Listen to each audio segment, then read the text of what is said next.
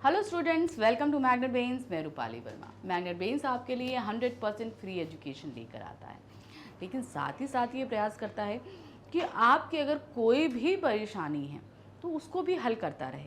यानी कि जैसे कि आप कभी कोई चीज़ पढ़ रहे हो, कहीं अटक गए, आपको कोई चीज़ समझ में नहीं आ रही है, आप उसको समझना चाहते हो तो यहाँ पर आकर आप देख सकते हो। ठीक है, साथ ही साथ आपके एग्ज़ाम्स होते हैं तो उनका रिवीजन कराना, किस तरीके से हम स्ट्रेटजी बनाएं कि फटाफट हमारा हर subject time to time ready हो जाए। ये सारी चीज़ें ऐसी होती हैं कि हमें लगता है कि हमको कोई सपोर्ट मिल जाए, कोई समझाने वाला मिल जाए तो हम अच्छे से कर लें। तो ये सारा ही सपोर्ट आपको, साथ ही आपको मोटिवेशन वगैरह भी सब कुछ यहाँ मैग्नेट ब्रेन पर मिलेगा, वो भी 100% फ्री। बस आपको हमारा साथ चलना है। आप हमारे साथ रहेंगे, आपकी हर समस्या का हल लेकर हम उपस्थित होते रहेंगे। ठीक है, तो आते हैं आज के वीडियो पे। आज के वीडियो भी बहुत सारे लोगों की समस्याओं को हल करेगा। तो आज का वीडियो हमारी क्लास 9th के स्टूडेंट की समस्याओं का हल करने वाला है।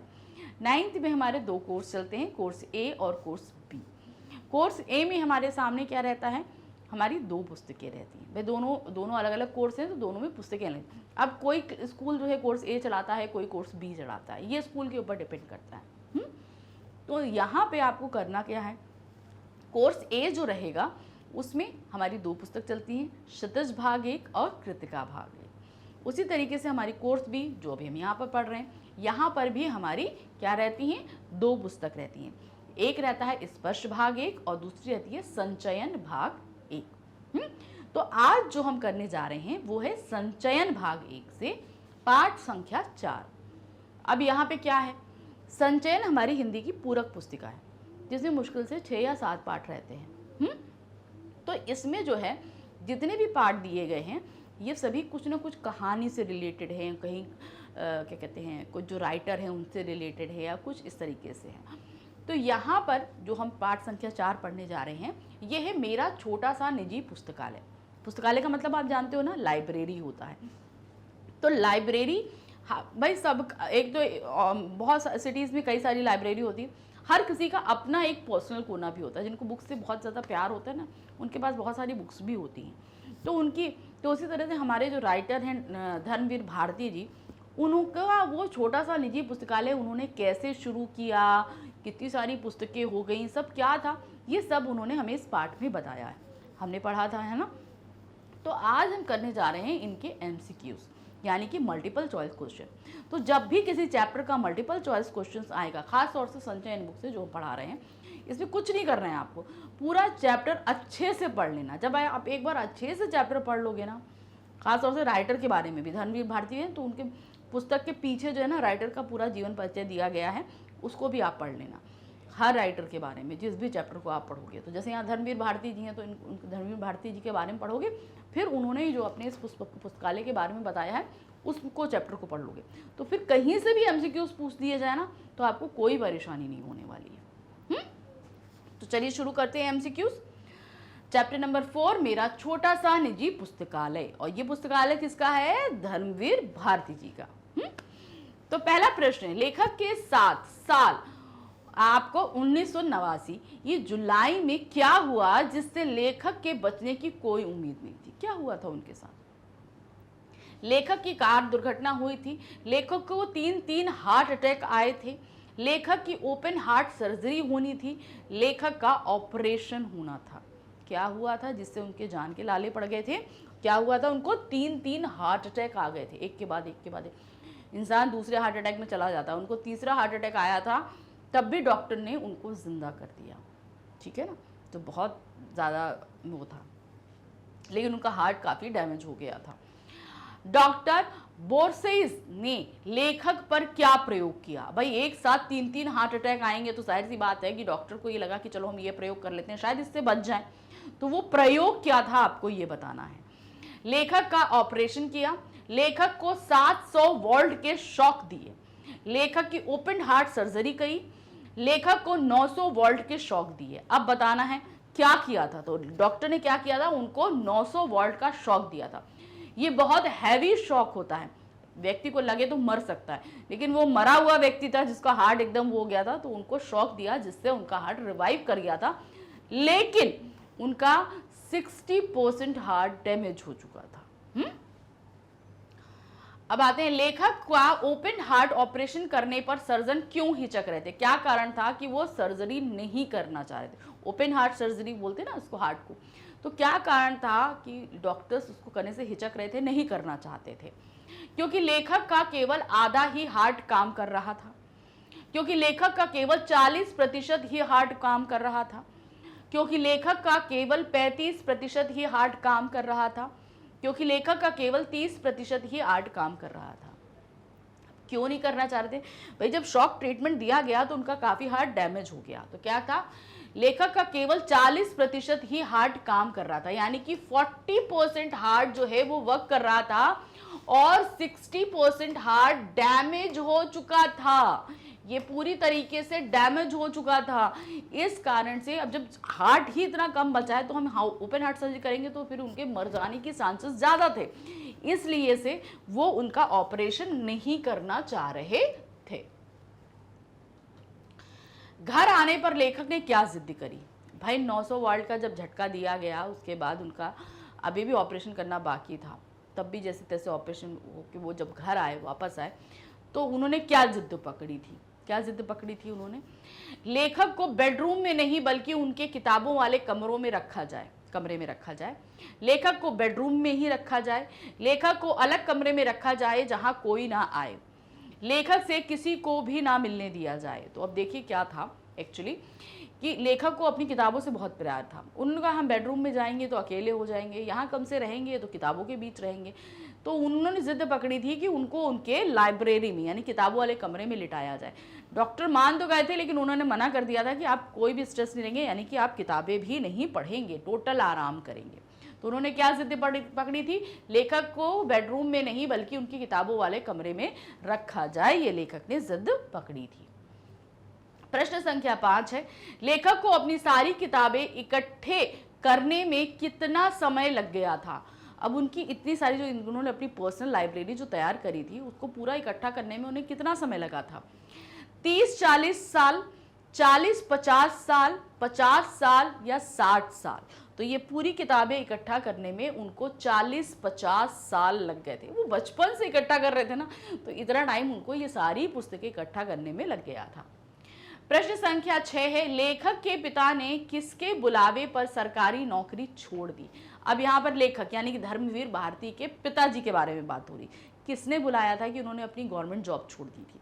अपनी पत्नी के, नेहरू जी के, प्रधान के या गांधी जी के? तो किसके बुलाने पर छोड़ी थी? वो थे गांधी जी के। गांधी जी ने स्वतंत्रता आंदोलन में जब आह्वान किया कि भाई आइए सब लोग सपोर्ट कीजिए, तो लेखक के पिताजी ने अपनी सरकारी नौकरी छोड़कर स्वतंत्रता संग्राम में भाग लिया था। प्रश्न संख्या 7 है, लेखक की प्रिय पुस्तक कौन सी थी? उन्हें वो कौन सी पुस्तक थी जो सबसे ज्यादा प्रिय थी? गांधी जी की एक जीवनी, स्वामी दयानंद जी की एक जीवनी, स्वामी विवेकानंद जी की जीवनी या बाल पत्रिकाएं?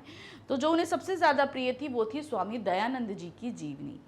वो उनसे इंस्पायर हुए थे, उनकी जीवनी जब पढ़ी थी ना तो उनको बहुत ज्यादा अच्छा लगा था और ये पुस्तक उनकी प्रिय बन गई थी। प्रश्न संख्या 8 है, लेखक की माँ लेखक को स्कूली पढ़ाई करने पर क्यों जोर दिया करती थी? भाई लेखक को किताबों से तो बहुत प्यार था। भाई स्कूल की, भाई हमारे सिलेबस की किताबें अलग होती है और दूसरी किताबें अलग होती हैं। तो अब क्या था, उनकी माँ को ये डर लगता था कि ऐसा ना हो कि ये बाकी किताबों पढ़ने के चक्कर में जो है ये स्कूल की पढ़ाई छोड़ दे। तो इसलिए वो बोलते थे कि नहीं, तुम ये किताबें बाद में पढ़ना, पहले स्कूली किताबें पढ़ो। उन्हें ये डर लगता कि कहीं बच्चा फेल ना हो जाए, पढ़ने में पीछे ना हो जाए, इसलिए वो स्कूली किताबें पढ़ने पर जोर दिया करती थी। ऑप्शन देखिए गए, ताकि लेखक फेल ना हो जाए, ताकि लेखक पत्रिकाएं ना पढ़े, ताकि लेखक अच्छे अंक ले आए, इनमें से कोई नहीं। तो सही क्या ऑप्शन था? वो था ताकि लेखक फेल ना हो जाए, क्योंकि अगर बाकी किताबें पढ़ेगा, सिलेबस की नहीं पढ़ेगा, तो फिर फेल होने के चांसेस हो जाते हैं। प्रश्न संख्या 9 है, लेखक को किस कक्षा में स्कूल में भर्ती किया गया था? वो कौन सी कक्षा में भर्ती हुए थे? भाई अभी तो क्या है, हम लोग प्ले ग्रुप में ही बच्चों को डाल देते हैं, प्ले ग्रुप, फिर नर्सरी, फिर उसके बाद लोअर केजी, फिर अपर केजी, फिर फर्स्ट में आता है बच्चा। लेकिन पहले ऐसा नहीं होता था, है ना। तो पहले बच्चे थोड़े घर में पढ़ लिख लेते थे तब जाते थे। तो यहाँ पर किस कक्षा में हुआ था आपका? कक्षा प्रथम, कक्षा दूसरी, कक्षा तीसरी या कक्षा चौथी। तो उन्होंने कक्षा तीसरी में पहली बार स्कूल में दाखिला लिया था। प्रश्न संख्या 10 है, लेखक कौन सी कक्षा में प्रथम आया था? फर्स्ट डिवीजन में पास हुए थे। कौन सी कक्षा में आए थे? कक्षा प्रथम, कक्षा दूसरी, पांचवी या चौथी? तो वो आए थे जब वो 5th क्लास में थे, तो वो फर्स्ट आए थे, जिसके लिए उन्हें 2 पुस्तकें मिली थी, याद है ना। फिर एक कक्षा 5वीं में लेखक को किस विषय में सबसे अधिक अंक मिले थे? अब उन्होंने बताया था कि कौन सा ऐसा सब्जेक्ट था उन्हें सबसे ज़्यादा अंक मिले थे। तो वो कौन सा सब्जेक्ट था? अंग्रेजी, हिंदी, गणित या विज्ञान? तो उन्हें सबसे ज़्यादा अंक मिले थे अंग्रेजी में, इंग्लिश में उन्हें सबसे ज़्यादा मार्क्स मिले थे। लेखक को किताबें इकट्ठी करने का पागलपन क्यों सवार हुआ? आखिर क्यों उन्हें, भाई हर व्यक्ति को कोई ना कोई अगर शौक लगता है तो किसी कारण से लगता है। जैसे किसी को पक्षियों से, पौधों से बहुत प्यार होता है, तो कोई ना कोई रीज़न हुआ होगा कि मम्मी पापा करते हैं या समथिंग ऐसा। तो इस रीज़न से हमारे लेखक को ये क्यों हुआ कि नहीं अब वो जो है किताबें कलेक्ट करेंगे, ऐसा क्यों हुआ? तो क्या था? पुस्तकालय को देखने के कारण, पत्रिकाएं पढ़ने के कारण, उपन्यासों को पसंद करने के कारण, या इनमें से कोई नहीं। तो कारण ये था कि वो पुस्तकालयों में पुस्तक बहुत पढ़ने जाया करते थे, कभी इस लाइब्रेरी में, कभी उस लाइब्रेरी में। तो उनको लगा कि शायद मेरा भी एक अगर पुस्तकालय हो तो कितना अच्छा रहेगा, तो इसलिए उन्हें ये शौक लगा। लेखक के पिता की मृत्यु से लेखक के जीवन में क्या फर्क पड़ा? जब लेखक के पिताजी की मृत्यु हुई तो उनके जीवन में क्या फर्क आया था? भाई देखिए, हमारे जो गार्जियंस होते हैं हमें बहुत सपोर्ट करते हैं, तो जब वो नहीं रहते हैं तो हमें बहुत कुछ चीज़ों को समझना पड़ता है। तो उसी तरह लेखक के साथ क्या हुआ? लेखक को हर काम में आज़ादी मिल गई। लेखक के जीवन में आर्थिक संकट आ गया। लेखक पर माँ की जिम्मेदारी आ गई, या इनमें से कोई नहीं? तो जब लेखक के पिताजी का देहावसान हुआ तो उनके ऊपर आर्थिक संकट आ गया, क्योंकि घर में अर्निंग करने वाले वही थे। अब जब वही नहीं रहेंगे तो पैसे कैसे आएंगे घर में, फिर जीवन यापन कैसे होगा? तो इस कारण से वो आर्थिक संकट आ गया, जिससे उनको परेशानी हुई। दुख वेदनी अब बीतत नाही किस फिल्म का गाना है? तो देखिए, इस पूरी उसमें हमें एक फिल्म के बारे में बताया गया है, वो फिल्म है देवदास। तो ये जो गाना है किस फिल्म का है? देवदास। ऑप्शन देखिए, देवदास, देवमान, देवदीन, या इनमें से कोई नहीं। तो मूवी है देवदास। दुख वेदन अब बीतत नाही, ये गाना है देवदास का। लेखक ने फिल्म देवदास को ना देखकर लेखक ने क्या किया? अब लेखक को क्या हुआ? लेखक ने किताबें बेची, उसको पैसे मिले, तो उसको ये लगा कि चलो इससे देवदास फिल्म रिलीज हुई थी, फिल्म देखा जाए, लेकिन उन्होंने फिल्म नहीं देखा। तो उन्होंने क्या किया था? उन्होंने देवदास की पुस्तक खरीद ली थी पढ़ने के लिए, है ना। शरद जोशी की, शरद चंद्र चट्टोपाध्याय की कहानी है ना ये। क्या है? कुछ भी नहीं किया, पैसे वापस माँ को दे दिए, घूमने चला गया, अच्छा भोजन किया, किताब खरीदी। तो उन्होंने क्या करी थी? उन पैसों से किताब खरीद ली थी, देवदास की जो किताब होती है ना, वो खरीद ली थी मूवी देखने की जगह। लेखक ने कितने रुपए में देवदास की किताब खरीदी थी? कितने खरीदी थी? 12 आने की, 10 आने की, 5 आने में, या 1 रुपए में? तो ये खरीदी थी उन्होंने 10 आने में एक किताब। अब आना कैसे होता था हम आपको बता दें। 1 रुपये होता था, 1 रुपये में 100 पैसा होता है, आपको पता है ना। तो 100 पैसा में 100 पैसे को क्या बोलते थे? 16 आना बोलते थे, ठीक है। 1 रुपये को 16 आना बोलते थे। तो 50 पैसे को कितना बोला गया? 8 आना। तो 60 पैसे को कितना बोला जाएगा? 10 आना। तो वो 10 आने में उन्होंने इस किताब को खरीदा था। अब आते हैं, लेखक का ऑपरेशन सफल हो जाने के बाद लेखक से कौन मिलने आया? तो जब इनका ऑपरेशन हो गया, उनको लाइब्रेरी में शिफ्ट कर दिया गया, तो उनसे मिलने के लिए कौन आया था? लेखक का ऑपरेशन करने वाले डॉक्टर, मराठी के एक बड़े कवि विंदा कंदीवकर, और लेखक की ओपन हार्ट सर्जरी करने वाला सर्जन, या इनमें से कोई नहीं? तो उनसे मिलने आए थे ये मराठी के बड़े कवि विंदा कंदीवकर। लेखक के अनुसार लेखक की जान किसमें बसती है? लेखक मतलब खुद हमारे लेखक धनवीर भारती के अनुसार उनकी जान किस चीज में बसी हुई है? लेखक द्वारा इकट्ठी की गई पुस्तकों में, किसी तोते में, लेखक की माँ में, देवदास पुस्तक में। तो उनकी जो जान बसती है वो है लेखक द्वारा इकट्ठी की गई इतनी सारी पुस्तकों में। क्योंकि जब कवि विंदा आए थे ना, तो उन्होंने ये चीज़ बोली कि तो इतने सारे लोगों का आशीर्वाद तुम्हारे ऊपर है। इतने सारे लोग मतलब जो राइटर्स हैं जिनकी आपने पुस्तक इकट्ठा करी है, उनका आशीर्वाद आप पर है। इनके आशीर्वाद से तो आपको ठीक होना ही होना था। और उनकी जान भी उन्हीं किताबों में बसती थी। तो वो किताबें उनके लिए बहुत ज़्यादा अहम रखती थी, क्योंकि वो उनको उतना सम्मान देते थे किताबों को इतना। तो वो उनकी जान किसमें बसती थी? उन किताबों में। प्रश्न संख्या 19 है, लेखक के घर कौन कौन सी पत्रिकाएं आती थी? भाई किसी के आपके घर में भी न्यूज़पेपर्स आते हैं ना, मैगजीन्स आती है ना, तो वही चीज़ हमें, क्योंकि लेखक ने ये चीज़ मेंशन करी है कि उनके घर में ये पत्रिकाएं आती थी जिन्हें वो पढ़ते थे, जिससे उनको पढ़ने के लिए इंटरेस्ट जागा। तो वो पत्रिकाएं आपसे पूछी गई हैं। क्या है? आर्य मित्र साप्ताहिक और वेदोदम। फिर है बाल सखा और चमचम। तीसरा है सरस्वती और गृहिणी या उपरोक्त सभी। तो यहाँ पर क्या है, ये सभी पत्रिकाएं उनके घर में आती थी, यानी कि आर्य मित्र साप्ताहिक और वेदोदम, बाल सखा, चमचम, सरस्वती और गृहिणी, ये सभी पत्रिकाएं उनके घर में आया करती थी, जिसको वो पढ़ा करते थे, जिसको उनको पढ़ने में इंटरेस्ट आया इतना। प्रश्न संख्या 20 है, लेखक को 5वीं क्लास में प्रथम स्थान प्राप्त करने पर 2 पुस्तकें पुरस्कार में मिली। दूसरी पुस्तक का क्या नाम था? वो फर्स्ट क्लास में आए, 5th क्लास में, उनको 2 जो किताबें हैं वो गिफ्ट रूप में मिली थी। तो वो जो 2 पुस्तक में, दूसरी पुस्तक का नाम आपको बताना है। क्या है? ट्रस्टी दरग, लप टम्प पिग सन की डायरी, एडवेंचर लाइफ, मुस्कुराते रहो। तो उनको जो दूसरी पुस्तक मिली थी उसका नाम है ट्रस्टी दरग। फिर आते हैं प्रश्न संख्या 21 पे, ईस्ट इंडिया कंपनी ने किस नाम से लाइब्रेरी स्थापित की थी? अब देखिए, लाइब्रेरी बहुत सारी ब्रिटिश सरकार ने भी स्थापित की थी, बहुत सारे लोगों ने अपनी भी लाइब्रेरी करी थी। तो ब्रिटिश जो सरकार थी, यानी कि ईस्ट इंडिया कंपनी, उसने जो लाइब्रेरी स्थापित की थी उसका नाम आपको बताना है। दिल्ली पब्लिक लाइब्रेरी, आर्ष पुस्तकालय, सरस्वती या पब्लिक लाइब्रेरी। तो उन्होंने जो लाइब्रेरी स्थापित करी थी उसका नाम था पब्लिक लाइब्रेरी। मदन मोहन मालवीय द्वारा स्थापित लाइब्रेरी का क्या नाम था? मैंने बोला था ना, बहुत सारे लोग अपनी पर्सनल तौर पर भी लाइब्रेरी करते थे। मदन मोहन मालवीय जी ने भी अपनी एक लाइब्रेरी स्थापित करी, उसका नाम क्या था? निजी पुस्तकालय, भारती भवन, सरस्वती भवन या भवानी भवन।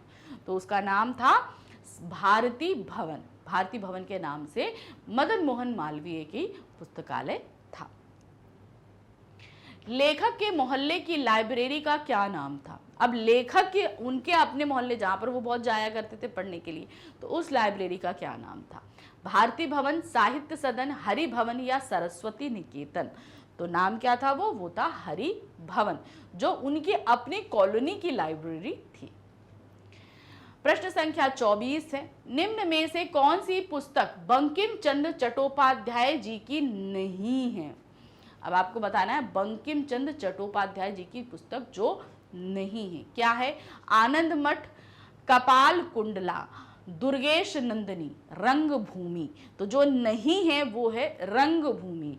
रंगभूमि किसकी है? वो है मुंशी प्रेमचंद जी की, है ना। नेक्स्ट आते हैं प्रश्न संख्या 25, महर्षि दयानंद कैसे व्यक्ति थे? कि भाई देखिए, इनसे जो है हमारे राइटर बहुत ज़्यादा प्रेरित हुए। धर्मवीर भारती जी जो हैं वो बहुत ज़्यादा उन्होंने प्रेरणा प्राप्त करी उनके जीवन से।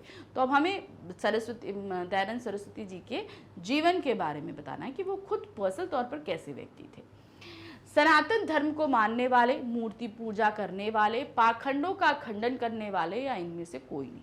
तो अगर उनकी जीवनी देखेंगे तो उन्होंने हमेशा पाखंडों का खंडन किया। पाखंड यानी कि जो धर्म के नाम पर दिखावा होता है, जो रीति रिवाज होते हैं, उनका हमेशा भाई ईश्वर को मानिए, नहीं गलत है, मूर्ति पूजा भी करिए, लेकिन उसके अलावा आप बहुत सारे जो पाखंड करते हैं उसका हमेशा उन्होंने खंडन किया, उसको हमेशा उन्होंने गलत बताया कि ये चीज़ गलत है। प्रश्न संख्या 26 है, लेखक को किसकी जीवनी ने प्रभावित किया? किसकी जीवनी में? जैसे मैंने कि बताया आपको अभी थोड़ी देर पहले, गांधी जी की, नेहरू जी की, सुभाष चंद्र बोस की या महर्षि दयानंद जी की। तो वो जीवनी थी महर्षि दयानंद जी की। नेक्स्ट आते हैं प्रश्न संख्या 27। बिजली के शॉक देने में लेखक धनवीर भारती का कितने प्रतिशत हृदय नष्ट हो गया? अब बताना कितने प्रतिशत हृदय नष्ट हुआ था। तो यहां पर बताना 40% अगर काम कर रहा था तो कितना नष्ट हुआ? 60%। तो 60%, 40%, 25% या 50%। तो सही ऑप्शन है 60% जो हृदय है वो नष्ट हो गया था। भाई 900 वोल्ट का जब झटका दिया जाएगा तो जाहिर सी बात है कुछ ना कुछ डैमेज होगा। तो उनका उतना हार्ट जो है 60% हार्ट जो है वो डैमेज हो गया था। प्रश्न संख्या 28 है। लेखक अपने बाल्यकाल में किस प्रकार का बच्चा था? जब लेखक छोटे थे तो किस प्रकार थे? जिज्ञासु और पुस्तक प्रेमी, चंचल और विद्वान, गंभीर और आज्ञाकारी, शर्मीला और भोला।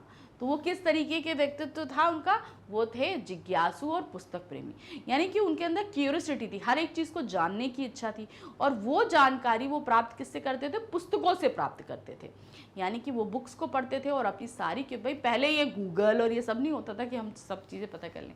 तो क्यूरियोसिटी के लिए वो क्या करते थे? उस समय सबसे अच्छा स्रोत था कि पुस्तक। लाइब्रेरी जाते थे, जो भी उनकी जिस भी विषय से संबंधित उनको परेशानी होती थी या जानना चाहते थे तो वो पुस्तक निकालते थे, उसके बारे में पढ़ते थे और अपनी क्यूरियोसिटी को वो शांत करते थे। प्रश्न संख्या है 29। लेखक हृदय की बड़ी शल्य चिकित्सा के बाद किस प्रकार की जिद कर रहा था? अब शल्य चिकित्सा हो गई उनकी, यानी कि ओपन हार्ट सर्जरी हो गई। शल्य यानी कि ऑपरेशन, सर्जरी जिसको हम बोलते हैं वो हो गई। उसके बाद उन्होंने कौन सी जिद करी थी? कि वो अपने किताबों वाले कमरे में, यानी कि वो अपनी लाइब्रेरी में रहेंगे। अस्पताल में रुकने की, अस्पताल से तुरंत जाने की, फिर से शल्य चिकित्सा नहीं कराने की, अपने पुस्तकालय में ठहरने की। यानी कि उनको जब घर लाया गया तो ये बोला कि मैं अपने बेडरूम में नहीं जाऊंगा, मुझे मेरी लाइब्रेरी में शिफ्ट कर दीजिए, मैं वहां पर रहूंगा। अपने पुस्तकालय में ठहरने की जिद उन्होंने करी थी। प्रश्न संख्या 30 है। कौन सी लाइब्रेरी थी जिसमें लेखक किताबें पढ़ा करता था? वो कौन सी किताबें थी जिसमें उनको किताबें पढ़ना बहुत अच्छा लगता था? हरि लाइब्रेरी, हरि भवन, हरि महल, हरि पुस्तकालय। तो क्या था वो सही? वो था आपका हरि भवन। उसमें वो पढ़ने जाया करते, जो उनकी कॉलोनी की लाइब्रेरी थी ना उसकी बात करें, वहां पर वो पढ़ने जाया करते थे। प्रश्न संख्या 31 है। माता जी को सिनेमा देखना क्यों नापसंद था? जो हमारे राइटर हैं धनवीर भारती जी, उनकी माता जी को जो है सिनेमा देखना बिल्कुल भी पसंद नहीं था। इसका कारण क्या था? वो क्या सोचती, क्या विचार रखती थी इस बारे में? सिनेमा दूषित विचारों का समावेश करता है, यानी कि लोगों के अंदर गलत विचार लेकर आता है, अश्लीलता परोसता है, पैसे की बर्बादी करता है या बच्चों को बिगाड़ता है। तो माता जी इसलिए देखना पसंद नहीं करती थी, उनका मानना ये था कि ये बच्चों को बिगाड़ देता है, कि उसमें ऐसी बहुत सारी चीज़ें दिखाते हैं जो हमारी रियल लाइफ से कनेक्टेड नहीं होती, इसलिए बच्चे उस चीज़ की एक्सपेक्टेशन रखते हैं और वो उनकी लाइफ को हार्म करता है। इस वजह से वो ये सोच रखती थी कि सिनेमा जो है वो बच्चों को बिगाड़ देता है। प्रश्न संख्या 32 है। सैकड़ों महापुरुष से लेखक का क्या आश्रय है? सैकड़ों महापुरुष, ये बात जो कही गई थी इससे हमारे लेखक क्या कहना चाहते हैं? भारत किसके सभी स्वतंत्रता सेनानी, देश के लिए बलिदान देने वाले शहीद, भारत के वीर सैनिक, लेखक के पास व्याप्त सभी पुस्तकें। तो यहाँ पर सैकड़ों महापुरुषों से तात्पर्य था लेखक के पास व्याप्त सभी पुस्तकें। ये कथन जो सैकड़ों महापुरुषों का आशीर्वाद है ये कवि विंदा का था। याद रखिए, कवि विंदा ने यहाँ पर धनवीर भारती से जब मिलने आए थे वो, तो उन्होंने ये चीज कही थी कि सैकड़ों महापुरुषों के आशीर्वाद से तुम यहाँ पर ठीक हो। तो ये सैकड़ों महापुरुष जो वक्तव्य है ये कवि विंदा का था, और ये सैकड़ों महापुरुष का मतलब था कि वो जिस लाइब्रेरी में लेटे उनके आसपास बहुत सारी किताबें थी, उन सभी महापुरुषों का आशीर्वाद धनवीर भारती जी के ऊपर था। प्रश्न संख्या 33 है। लेखक किस फिल्म का गीत अक्सर गुनगुनाया करते जिसे सुनकर उनकी आंखें भर आती थी? वो कौन सी फिल्म का गाना था? देवदास, दुर्गेश नंदिनी, आनंद मठ, दो आंखें 12 हाथ। तो वो गाना जो था वो था देवदास फिल्म का, दुख के दिन अब बीतत नाही, वही वाला। अब आते हैं प्रश्न संख्या 34 पे। लेखक ने आगे चलकर किसका निर्माण किया? लेखक जब आगे बढ़े तो उन्होंने किस चीज़ का निर्माण किया था। देखिए यहाँ पर गरीब बच्चों के लिए विद्यालय का, असहाय लोगों के लिए चिकित्सालय का, निजी पुस्तकालय का, सार्वजनिक पुस्तकालय का। तो अब ये हम जो पाठ पूरा पढ़ रहे हैं वो किसके लिए, मेरा छोटा सा निजी पुस्तकालय है ना। तो ये उन्होंने जब भाई छोटे से, तो छोटों से उन्होंने आगे चलते चलते चलते चलते अपने लिए एक निजी पुस्तकालय का निर्माण किया। तो सही ऑप्शन क्या है, निजी पुस्तकालय का निर्माण किया। अब आते हैं प्रश्न संख्या 35 पे। लेखक की स्वयं खरीदी पहली पुस्तक कौन सी थी। भाई अब उन्होंने जब पुस्तकालय बनाना शुरू किया तो जाहिर सी बात है कि कभी ना कभी पहली पुस्तक तो भाई उन्होंने गिफ्ट भी, उनको पुस्तक मिली जब 5th क्लास में थे तो पहली क्या कहते हैं उनको जब फर्स्ट आए तो उनको 2 पुस्तकें गिफ्ट में मिली, तो वो उन्होंने संभाली। फिर उसके बाद उन्होंने धीरे धीरे पैसे बचा कर या करके अपनी पुस्तकें खरीदना शुरू किया। तो जब उन्होंने फर्स्ट जो बुक परचेज करी वो कौन सी थी, चमचम, ट्रस्टी दरक, देवदास या बाल सखा। तो उन्होंने सबसे पहली बुक जो खरीदी थी वो थी देवदास। वो चाहते तो जाके मूवी देख सकते थे, लगी थी हॉल में, लेकिन वो गए नहीं। उन्होंने क्या खरीदा, उन्होंने उसी फिल्म की एक बुक खरीद ली ताकि जो है वो उसको पढ़ सके। अब आते हैं प्रश्न संख्या 36 पे। पिता ने लेखक से किस प्रकार का वादा मांगा था। अब जो लेखक हमारे हैं धर्मवीर भारती, उनके पिताजी ने एक वादा मांगा उनसे। वो वादा क्या था, क्या है, स्कूली पुस्तकों को ध्यान पूर्वक पढ़ने का, कि जो आपकी सिलेबस की बुक्स हैं उनको आप ध्यान से पढ़िए। हर पुस्तक का ध्यान पूर्वक अध्ययन करने के लिए मतलब सभी पुस्तकों का आप अच्छे से पढ़ो। गलत संगति से बचने का मतलब आप गलत लोगों की संगति नहीं लेंगे। फिर नेक्स्ट, माँ का सदैव ध्यान रखने का, कि माँ का तुम हमेशा ध्यान रखोगे। तो पिताजी ने जो वादा लिया था वो था स्कूली पुस्तकों का ध्यानपूर्वक पढ़ने का। भाई उन्हें पुस्तक पढ़ने का बहुत शौक था, वो पुस्तकें कलेक्ट भी करने लगे थे। तो उनके पिताजी ने ये चीज़ देखी, तो एक पल को उनको ये लगा कि ऐसा ना हो कि ये इन पुस्तकों के चक्कर में सिलेबस की बुक्स नहीं पढ़े और उसका पढ़ाई में ध्यान न जाए, वो बाकी सब चीज़ों में पीछे हो जाए। तो इस वजह से उन्होंने बोला कि ठीक है, तुम ये जो कलेक्शन कर रहे हो ये सब कुछ अच्छा है, करते रहो, लेकिन साथ ही साथ सिलेबस की बुक्स भी बहुत अच्छे से पढ़ो। इस चीज़ का तुम वादा करते हो तभी मैं तुम्हें ये आगे कलेक्शन करने की परमिशन देता हूँ। तो इसलिए उन्होंने ये वादा लिया था। अब आते हैं प्रश्न संख्या 37 पे, 37 पे। लेखक ने बंबई आकर कौन सा कार्य आरंभ किया। लेखक जब हमारे बॉम्बे आए तो उन्होंने कौन सा काम शुरू किया था, संपादन का, पत्रकारिता का, लेखन का या अध्यापन का। तो जब वो बॉम्बे आए तो उन्होंने जो काम स्टार्ट किया वो था संपादन का, पत्रिका के संपादन का कार्य उन्होंने शुरू किया था। अब आते हैं प्रश्न संख्या 38 पे। 38 में क्या दिया है, लेखक की माँ लेखक के लिए क्यों चिंतित थी। अब उनकी माँ की भी अपनी अलग एक चिंता थी। कारण था कि भाई इतनी सारी वो किताबें कलेक्ट कर रहा है कि कहीं वो स्कूल में ना पिछड़ जाए, स्कूली परीक्षा, स्कूल का जितना भी सिलेबस होता है उसमें ना पिछड़ जाए। तो इस बात से वो थोड़ा डरी हुई थी। ऑप्शंस देखिए क्या है, गिरती आर्थिक स्थिति के कारण पुत्र की पढ़ाई बंद ना हो जाए इसलिए, पिता की मृत्यु लेखक के मन में बुरा प्रभाव ना डाले, गरीबी के बढ़ते बोझ के कारण पुत्र टूट ना जाए, कक्षा की पुस्तकों ना पढ़ने का डर। तो यहाँ पर जैसे हमने बताया कि वो था कि वो कक्षा की पुस्तकों को ना पढ़ें, इस बात का डर उनकी माँ के अंदर बहुत हद तक बैठा हुआ था कि ऐसा ना हो कि भाई ये पुस्तकें ना पढ़े और स्कूल पिछड़ जाए, बाकी पुस्तकों में ध्यान लग जाए। तो ये एक डर उनके अंदर था। प्रश्न संख्या 39 है, लेखक के पास 2 रुपए कहाँ से आए थे। वो जो उन्होंने क्या कहते हैं देवदास की पुस्तक खरीदी थी ना, याद है 8 आने की, तो वो क्या कहते हैं वो उनके पास कहाँ से आए थे। वो पैसे 8 आने के उससे पहले उनके पास 2 रुपए आए थे, तो 2 रुपए में से उन्होंने पुस्तक खरीद ली थी। तो वो 2 रुपए आए कैसे उनके पास, बच्चों को पढ़ाकर, माता द्वारा दिए जाने पर कि मम्मी ने दिए थे कि हाँ भाई ये लो, फिर उसके बाद किताबें बेचने पर, फिर है ट्रॉफी बेचने पे। तो ये जो उनके पास 2 रुपए आए थे इसके मिलने का कारण था किताबें बेचने पे।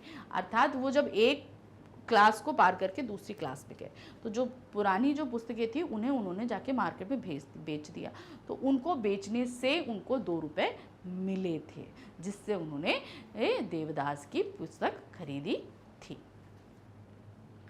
अब आ गए प्रश्न संख्या 40 पे। यहाँ पर क्या दिया है, मेरा छोटा सा निजी पुस्तकालय के लेखक कौन है। अब ये जो हम पाठ पढ़ रहे हैं, इस चैप्टर के लेखक कौन है। देखिए मैं हर जगह आपको बताती आ रही हूँ कौन है इसके राइटर, धर्मवीर भारती, लेकिन तब भी सारे ऑप्शंस आप इसके पढ़िएगा। तो देखिए ऑप्शन क्या है, पहला है हरिवंश राय बच्चन, दूसरा है महादेवी वर्मा, तीसरा है धर्मवीर भारती और चौथा है सच्चिदानंद हीरानंद वात्सायन। देखिए इसमें आंसर हमको पता था, लेकिन तब भी हमने क्या किया, सारे ऑप्शंस पढ़े। बहुत जरूरी है ऑप्शन पढ़ना। तो सीधे सीधे हमारा क्या है, इसके राइटर हैं धर्मवीर भारती, क्योंकि उन्होंने ही अपने पुस्तकालय के बारे में हमको बताया है। तो देखिए इस चैप्टर के सभी एमसीक्यूज हमने आपको समझा दिए। बहुत इजी रहता है, एक बार आप चैप्टर पढ़ लो तो एमसीक्यू करना कोई भी मुश्किल नहीं है। और ये संचयन बुक तो हमारी बहुत ही इजी है, बहुत ही इंटरेस्टिंग इसके अंदर कहानियाँ हैं, उनको आप पढ़ोगे ना तो बहुत मज़ा आएगा। तो बस एमसीक्यू करने से पहले आपको करना क्या है, पूरी कहानी को अच्छे से पढ़ना है। जब एक बार आप अच्छे से पढ़ लोगे तो कहीं कोई भी डाउट नहीं रहेगा, कोई भी किसी कैसे। लेकिन हाँ याद रखिएगा, जैसे हमारी स्पर्श बुक में पहले जब हम पाठ पढ़ते हैं तो उससे पहले हमारे सामने जो है लेखक परिचय, उनकी काव्यगत विशेषताएं, पाठ प्रवेश सब कुछ रहता है, लेकिन यहाँ पर नहीं रहता। यहाँ पर क्या है, बुक के एंड में आपको लेखकों के नाम के जीवन परिचय दिए गए हैं, उनके बारे में थोड़ा इंट्रो दिया गया है। तो आप चैप्टर तो पढ़िए, लेकिन लेखक के बारे में भी ज़रूर पढ़िएगा, क्योंकि यहाँ पर लेखक से संबंधित ही कहानी आपके लिए आती है। तो उस कहानी के बाद या उससे पहले आप एक बार लेखक के बारे में जान ज़रूर लीजिए, क्योंकि उससे संबंधित भी क्वेश्चंस आ सकते हैं, है ना। तो इसलिए मैं बोली, क्योंकि एमसीक्यू में अगर आएगा तो वो पूछा जा सकता है, इसलिए उसको करना ज़रूरी है। तो यहाँ पर ये चैप्टर खत्म हो गया। तो अब ये वीडियो तो खत्म हो रहा है, लेकिन अभी आगे चैप्टर्स और बाकी है। तो नेक्स्ट चैप्टर के एमसीक्यू लेकर फिर मैं आपके सामने आऊँगी। Thank you for watching, bye bye.